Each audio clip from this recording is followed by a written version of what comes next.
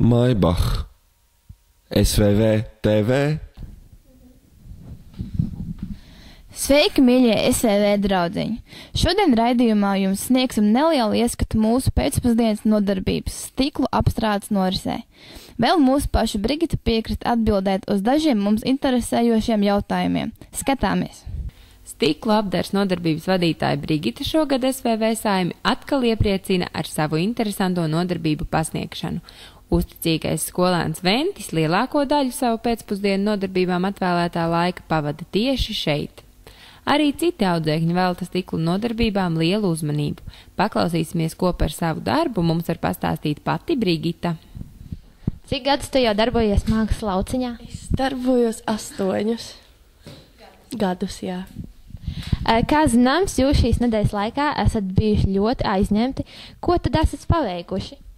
Mēs staigājām un apskatījām teritoriju, tad vēl mēs bijām ēst jāņogas, tad mēs sauļojāmies, pēc tam atnācām uz telpu, kas ir šī burvīgā klase, tad mēs uztaisījām, uzzīmējām kompozīciju, un tagad mēs visi cītīgi griežam stiklus.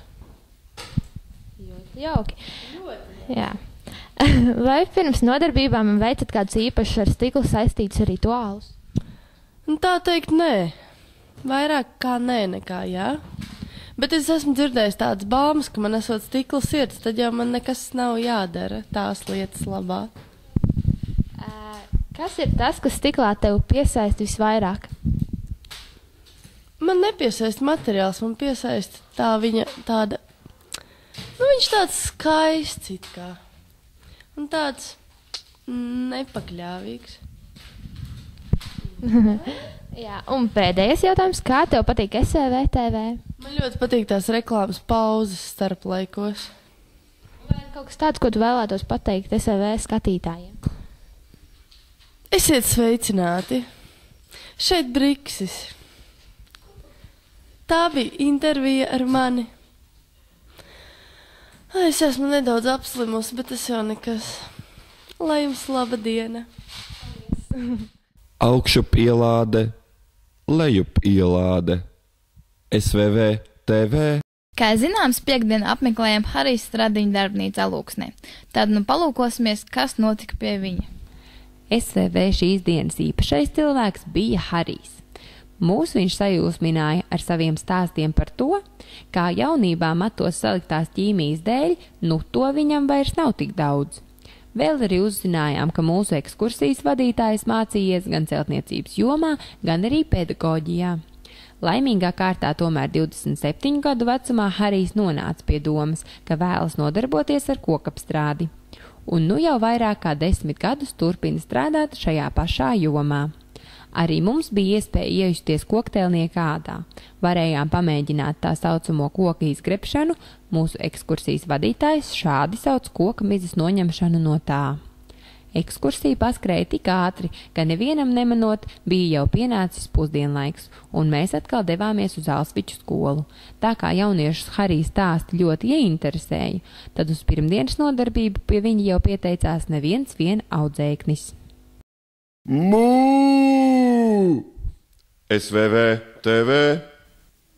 Tagad paskatīsimies, kā mūsu mācītājs Kārlis nolēms padarīt interesantākus reliģijas mācības stundas. Šī rīta ēnotāja Santa SVV semināristiem, kursantiem un 3. grupai pasniedz reliģijas stundu. Nesen uzbūvētajā labirintā, kurā mums tika iemācīti daži meditācijas paņēmieni. Mūsu korespondenti Ditu meditācija ļoti interesēja, tāpēc viņa ķērās pie jaunas meditācijas metodas atklāšanas. Kas tad tev par blaknēm? SVV TV. Tā kā ir pagājis jau nedēļa Alsvičos, tad SVV TV izlēma jums atkal kaut ko atgādināt. Šis ikdienišais pasākums mājās, protams, tiek vienmēr ievērots un laicīgi paveikts, taču SVV darbīgās dzīves dēļ mēdz gadīties, kā aizmirstas. Lūk, šādi nagus nogriezt un sakopt būtu jāmāk katram SVV dalībniekam. Paskatīsimies! Sākam ar instrumentu izvēli un sagatavi. Pēc tam ņemam knaiblītes un rūpīgi nokniebjam katra pirksta nagu. Knaiblīšu vietā var izvēlēties arī šķērītes, taču SVV TV eksperti uzskata, ka visērtāk nagus ir vienkārši nograust. Tad, kad nagi apīsināti, tos jāiztīra. Beidzamais darbs ir nagu apvīlēšana. SVV-TV iesaka tiem dot ovālu formu. Un tagad marš uz vannas istabu un pie darba. Vai tu jau nomainīji jauno pasi? SVV-TV. Tas arī šoreiz viss. Tiksimies jau rītā.